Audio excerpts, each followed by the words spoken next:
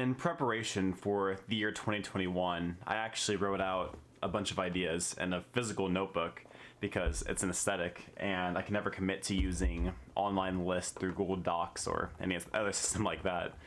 And I was thinking about topics that would either be interesting to show or interesting to talk about, and I have a pretty good amount of content, about 30 episodes of content worth to share. And we're going to start off with a more personal topic, which is something that occurred sometime around September of 2019. I had my stepfather adopt me to be my legal parent. Now, what you need to know is that in 2019, I would have been 21 years old. So, 21? Maybe I would have been 20. No, I was 21. Yeah, I was 21. I was just recently 21. And, it's weird to be an adult and have another adult adopt you. And a lot of people were really confused about why I decided to do that.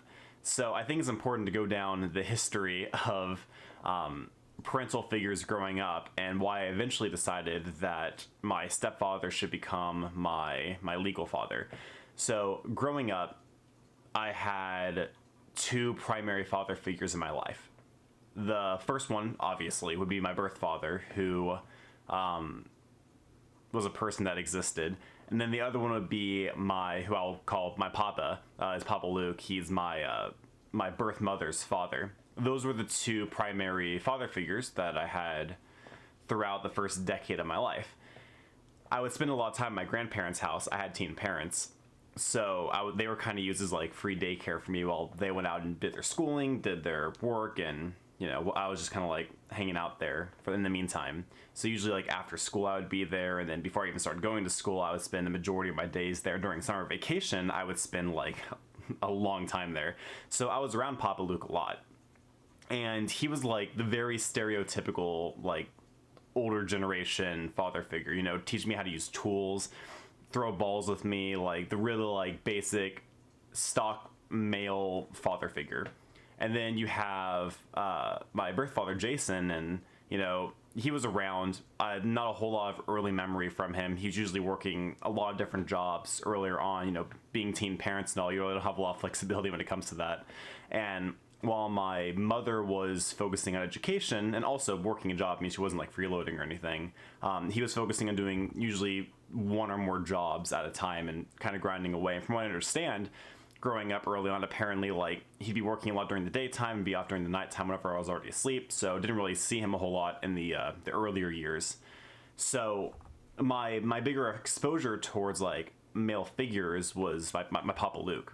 So growing up, he was like the main guy that I would look towards as like a father figure, and obviously I'm not conscious of that, but I remember earlier on in elementary and middle school, whenever there was like dad's days, father's days, like events at school, more often than not it'd be Papa Luke that would come with me to those events. Jason showed up to a few of those, of course, whenever there was time, but Papa Luke would be like the stand-in go-to guy that would like do that. So growing up, he was like the main guy. And, I haven't really emulated a lot of either of them throughout my life. They haven't made like the greatest impact on me. The earlier development from both of them, I didn't really like take a whole lot from those experiences. So they didn't really feel like they were like the biggest impact, So like having like these father figures that, it felt like they were both kind of like stand-ins. Neither of them really like fulfilling the full role of what I was looking for. Not that I was, a 9-year-old looking for like a father figure, but like it wasn't something that I was like really looking for at the time. So then, parents get divorced around the age of 10 for me, around 5th grade, and they both end up starting dating other people. And my mom actually, it's funny, they actually both end up only dating, at least like sharing with me, they both ended up dating like one person each, and they ended up getting married to both of them, which is hilarious. But my mom ended up marrying this guy named Mark. They dated for a long time. He was really great about boundaries. I actually remember early on in their relationship, obviously I was a young kid, didn't really understand what was going on, and I wanted the opportunity to basically interview him. So we went to like this pizza place, and the cast of characters at this pizza, it's so funny how this happens. So my mom obviously wants me to feel as comfortable as possible in the situation. It's her goal to make sure that I'm okay with everything that's going on.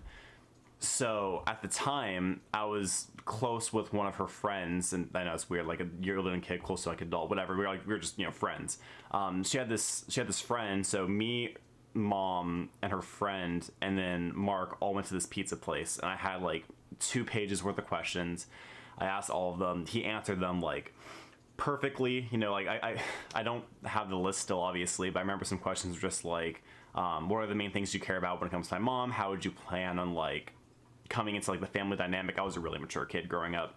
I was asking like I would say it was probably like harder questions to answer like off the cuff, and he would take time, sit down, really consider like what I was asking, and then he would give like a really well thought out response. And this is a common theme with Mark. He's really, really well spoken and well thought out. Something that I ended up trying to emulate as I was growing up. I'd like to say that he had a lot of impact on that, but we'll get into that in here in a bit. So we're going through this interview. He's doing a great job. I ended up actually really liking him.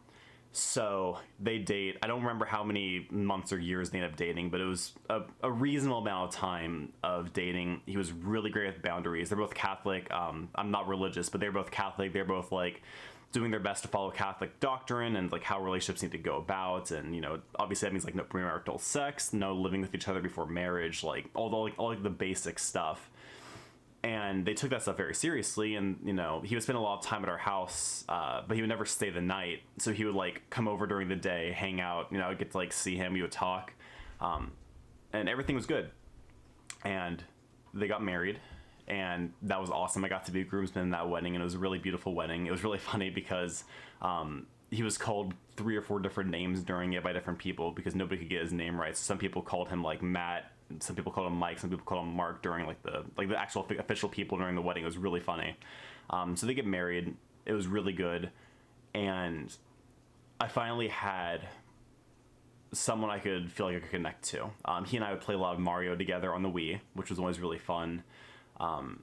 We would spend time talking a lot. This is the introduction whenever I started having like family meetings. So all 3 of us would like sit down together and talk about like what's going on over the next like month.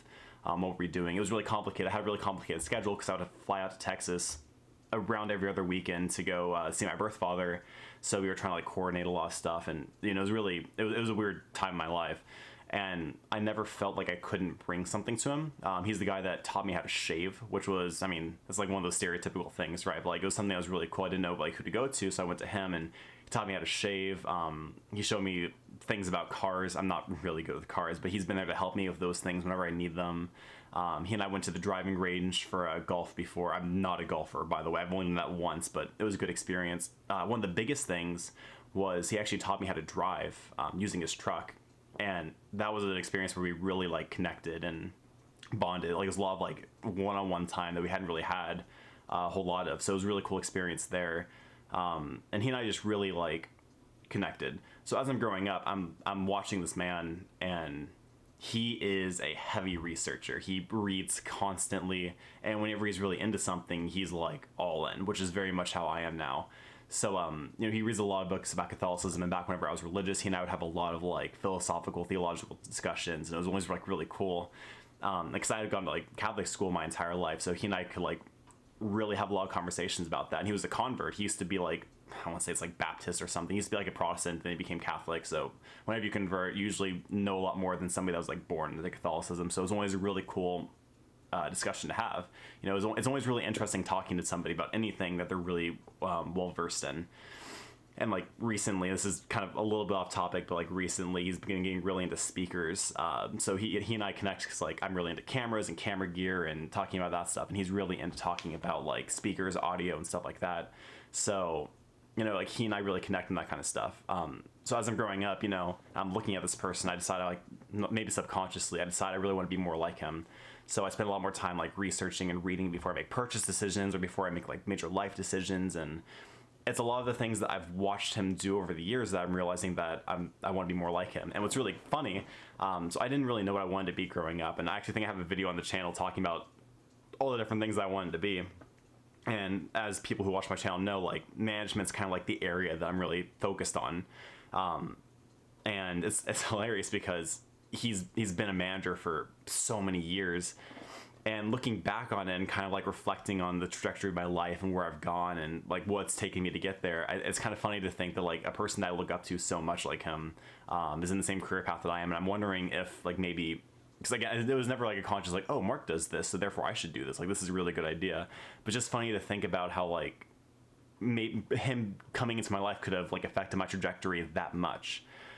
So we're in 2018 by the time this story comes up to this point, and I'm looking back on all these things that he's done for me and all the sacrifices he's made. I mean, he's coming in, getting married to a woman who already has like a teenage. I was probably almost a teenager when they got married, like probably like 13 at that point, like an almost teenage kid. Like that's a hard challenge, especially for like a guy to just come into. And because he had never been married before. He had like maybe like one or two serious relationships but nothing in the recent history. He didn't have any kid experience. Like, that's a hard dynamic to go through. And he took it in stride. He did a really great job doing it. And he really like sacrificed a lot, because private school and Catholic school costs like a lot of money. So like he really worked hard on that, and obviously he could have used that money for other things that are more interesting to him, but instead he used it for my education and try to make my life better. They let me stay with them and save money so I can keep going to college and keep getting education and work on my career and stuff. So like a lot of sacrifices have been made by him for my life, which is crazy to think about. But in 2018 it was a Father's Day, and I talked to my mom like 2 or 3 months before Father's Day, clearing this with her before I asked Mark, because obviously this isn't the kind of thing you ask someone lightly, but I was talking to her and I was asking like, hey, do you think that Mark would want to adopt me? And obviously she asked me the why question, and I explained to her basically what I've explained to you guys, which is where like he was such an integral part of my development, and he was always there for me during like the hardest times in my life. What was really cool about him is that he's always respected boundaries. So what I always hated as a kid was whenever adults were like imposing themselves onto me.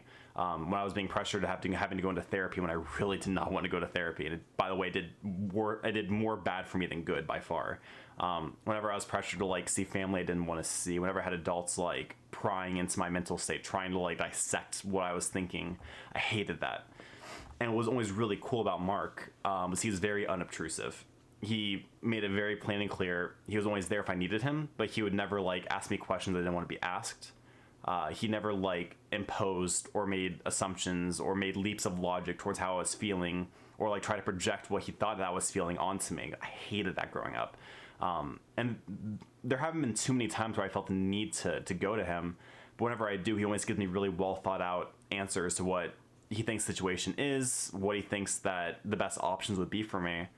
And all of those things that he did really made a huge difference towards me being able to be where I am today.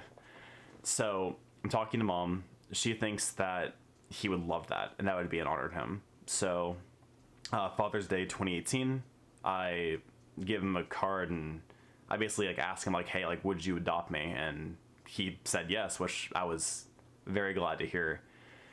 And I mean, it takes a while to get everything set up. We have a family friend who's a lawyer, so he agreed to do the process for us. And about a year later, I mean, it's probably like a year and a half-ish, everything was finally set up. We all went to the court. I had just gotten my job at the place that I work at, so that was really exciting as well. But we all go to the court. The judge basically asked me like, hey, do you understand everything that goes along with this, and yada yada yada. I'm like, yes. And he's like, Mark, do you understand like all the responsibility, yada yada? He's like, yes. And obviously the judge thinks it's a little bit weird because I'm an adult and Mark's an adult, but I'm sure he's done it dozens of times. And during that court proceeding, I also decided to change my middle and last name. My middle name was my birth father's name, and I changed it to Hope. And then my last name was changed to a different name, but it's not actually Mark's name, it's a different name. Doesn't matter. Obviously, I'm not going to be sharing that on YouTube. But it was a big change that day, obviously. And had to get like a ton of documents figured out and changed and updated. And I still haven't actually gotten everything updated with every single place yet. I only recently got my college stuff updated, so that way whenever I finally have my degree shipped to me, it'll have like my new name on there. It's pretty cool. Anyway, from that point onwards, though, Mark was my legal father. Now, obviously, he's not my sperm donor, but for all intents and purposes, he was the guy. He was the father figure of my life from like age 12 or 13 onwards, and I really felt like he was the one that made the most impact out of the three like men that were revolving around my life or whatever. So yeah, that's the story of why I had my stepfather adopt me. I don't know if there's like a takeaway or a grand lesson. I would like to say that if you grow up and you don't feel a strong attachment towards the parental figures in your life, that doesn't necessarily mean that you can't find somebody that can emulate that for you outside of that unit. There were, like, for example, like my grandmother was a huge influence to me growing up. My mom's great, by the way. Like, I love her, but you know, like, I spent a lot of time with my nana in my early years, and a lot of who I try to be, and a lot of people, a lot of the so. I know this is kind of going into tangent territory, but like the girls that I try to like seriously date, I have very high standards for, and they have to remind me, not in like a weird way, but they have to remind me a lot of the good qualities of what my nana has. If they don't reach those qualifications, I typically don't pursue them as like a relationship. And I try to be a man. I don't care about like hyper masculinity or whatever, but like I try to be like a man that I think that like Mark would be proud of, for example. So my mother and father are, you know, they're human beings. My mom's great. You know, I don't talk to my birth father anymore, but you don't have to settle for the parental unit that you have. You can look outside of that. You can even look outside of your family. You can find people that will emulate those relationships with you, and that can be those guiding forces in your life. So I hope that you don't settle for parents that make you feel horrible or that actively make your life worse. I hope that you find people in your life that can really help guide you towards a good path. Hope you enjoyed this video. I didn't script anything. I just kind of went off the cuff. So I hope that it kind of came together as like a coherent story. If you enjoyed, go ahead and leave a like. If you want to see more, feel free to subscribe. You know, I'm here. And do not forget to keep it casual.